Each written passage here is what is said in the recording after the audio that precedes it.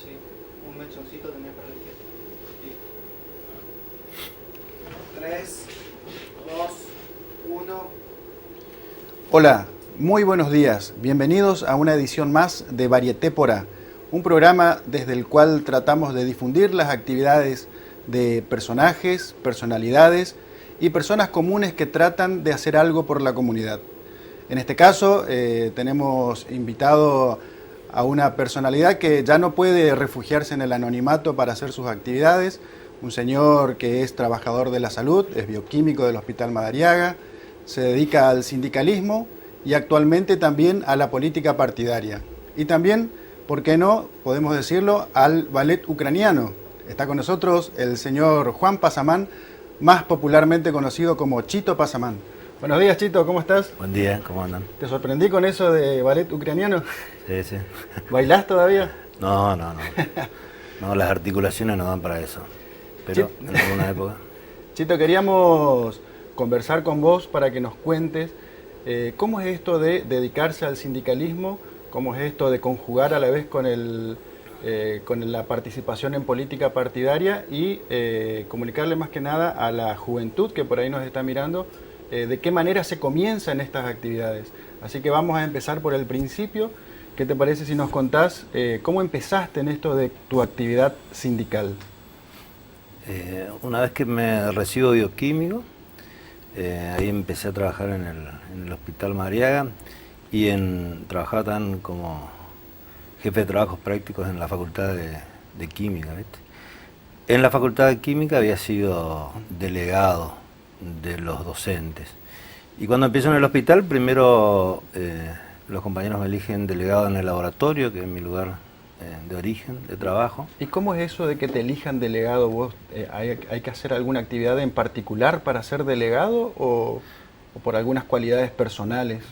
No, digamos, la organización de los trabajadores habitualmente surge en el conflicto. En ese momento peleábamos, el IPS había conseguido un adicional por riesgo, que tenía como antecedente la dirección de industria.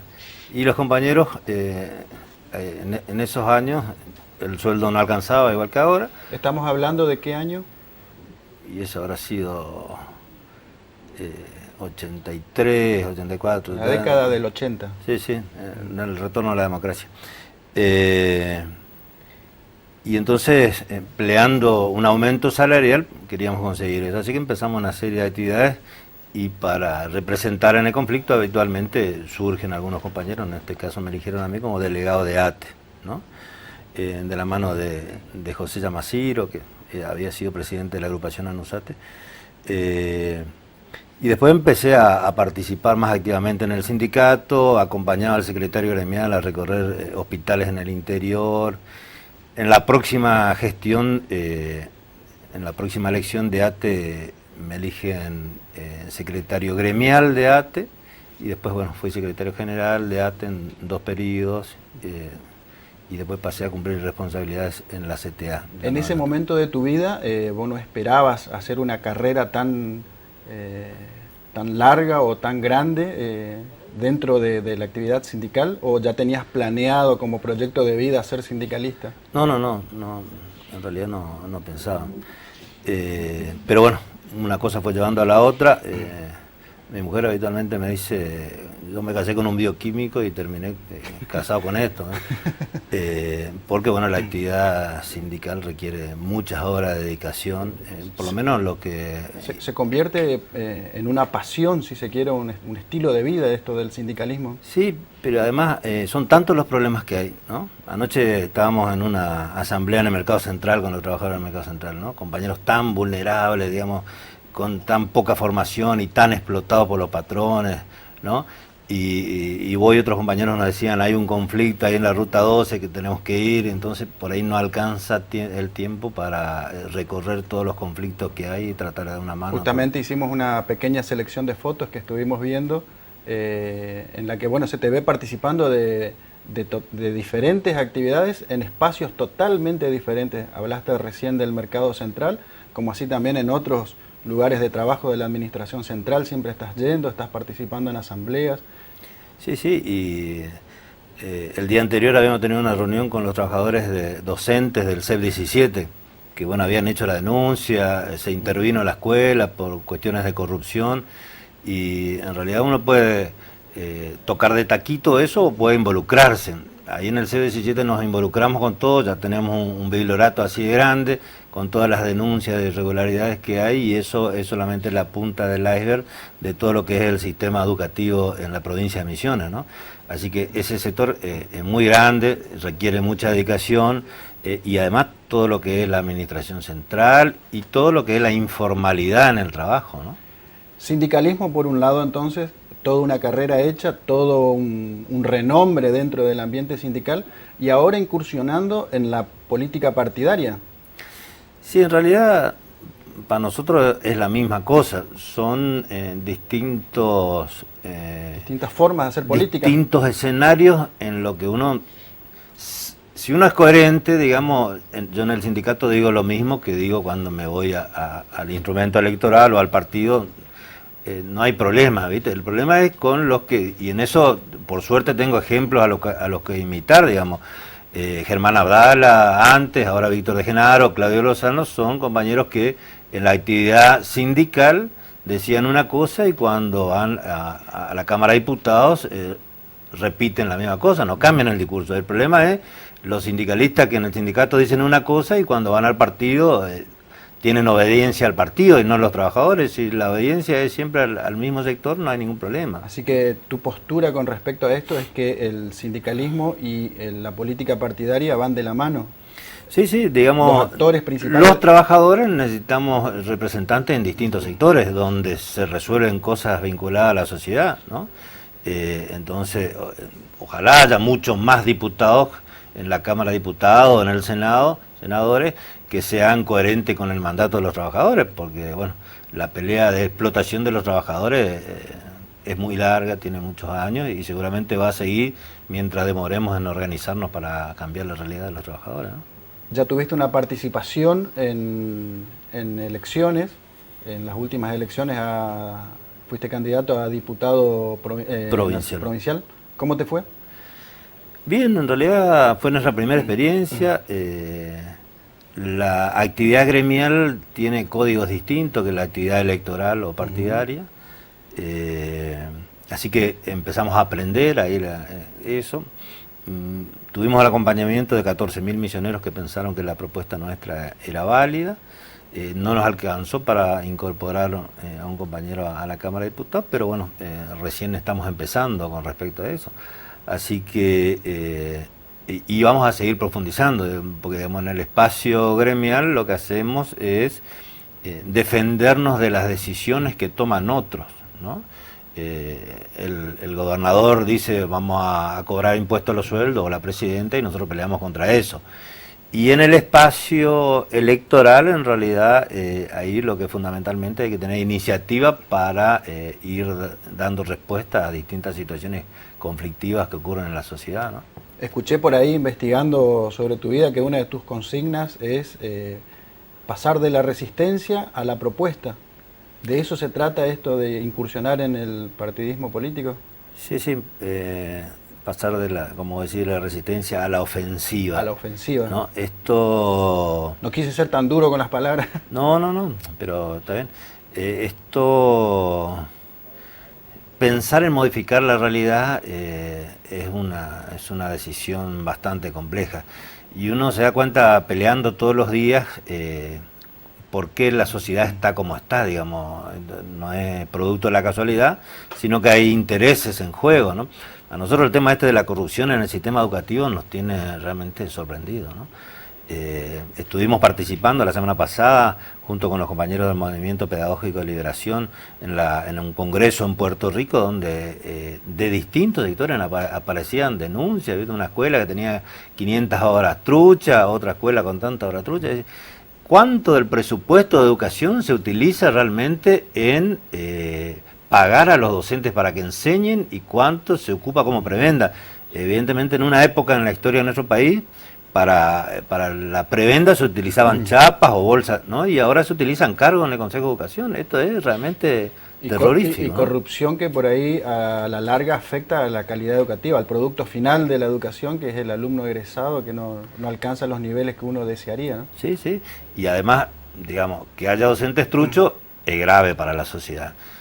Además que se adulteren títulos de egresado es otro tema muy grave que nosotros estamos denunciando, tenemos todas las pruebas y esperemos que la justicia se ocupe de castigar a la gente que viene transgrediendo las leyes de la sociedad y no de premiarlos, digamos. Justamente este programa está dedicado al público en general y especialmente a los jóvenes que por ahí no tienen mucha noción. A vos te habrá pasado en tu juventud, no tenías mucha noción de qué es sindicalismo, qué es política.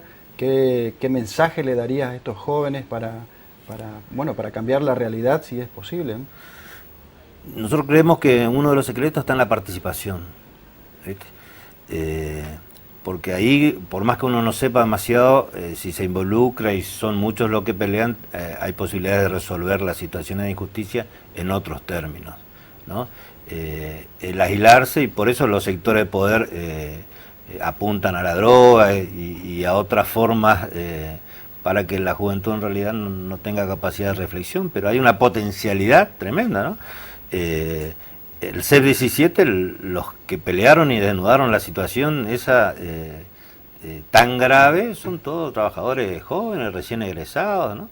Ayer en el Mercado Central, el promedio de trabajo es 20, 25 años, desde 15, 16 años, ¿no? Así que en realidad en la juventud está la perspectiva de una sociedad distinta, de cambiar esto. Si no, acá podrá cambiar el maquillaje de la sociedad, pero la sociedad seguirá siendo tan injusta como Donde ¿no? Supongo que habrá habido participación de la juventud es en esta última actividad en la que participaste, que es la consulta popular por el no a las represas. Sí, nos llamó la atención en la calle pidiendo que la gente participe, la actitud de los jóvenes, ¿no? En realidad una situación polarizada, y algunos que se involucraban decían sí, vení a votar, y otros que totalmente indiferentes ante esta propuesta, ¿no? Así que por ahí un desafío de tu actividad sería llegar al público, joven público le decimos nosotros los comunicadores, pero... Sí, la juventud es importante, digamos, fundamentalmente por una actitud natural de rebeldía, de no conformarse con la respuesta que la sociedad tiene para cada situación, ¿no? Esto vemos en lo laboral y también en la cuestión electoral, ¿viste? Pero evidentemente han habido cambios culturales que muchas familias en las cuales los padres durante mucho tiempo no han tenido trabajo, bueno, la cultura del trabajo no es lo mismo que había hace 20 años, así que en realidad el desafío para toda la sociedad, y nosotros apostamos a la juventud que cada vez protagonice con más fuerza para pensar un futuro distinto al país, ¿no? El país está viviendo una situación poco cómoda en cuanto a lo económico y en cuanto a lo energético, y a otras situaciones también que se están poniendo más dificultosas. Desde tus espacios en los que participás, ¿crees que es posible solucionar estas cuestiones? ¿Hay solución para estas cosas que aparentemente el gobierno actual no está pudiendo resolver?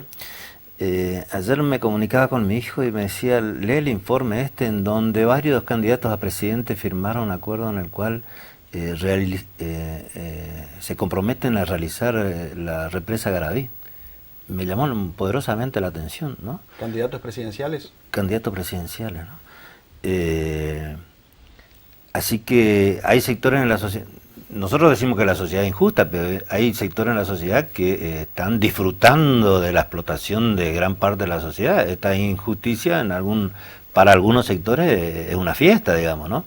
Entonces, pensar más en términos de pueblo, de que todos tenemos derecho a tener un trabajo, a educar a nuestros hijos, a estar sanos, a tener vacaciones, a disfrutar de la vida, pensar en estos términos una sociedad distinta implica pensar contra el poder hegemónico, ¿no?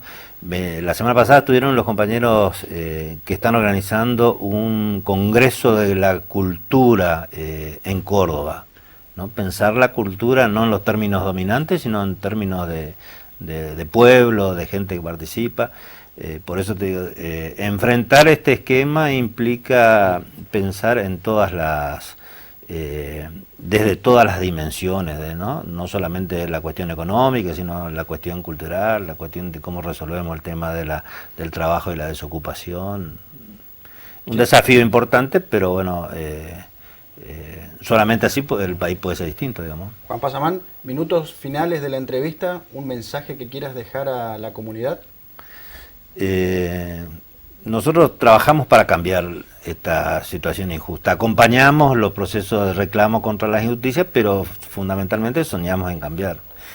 Y para esto, si la gente no se involucra, no hay posibilidad. Entonces, invitamos a participar en todos los ámbitos, ¿viste? El que tiene que participar en la escuela, que participe en la escuela, en el barrio, en el club de fútbol, que participe en el barrio.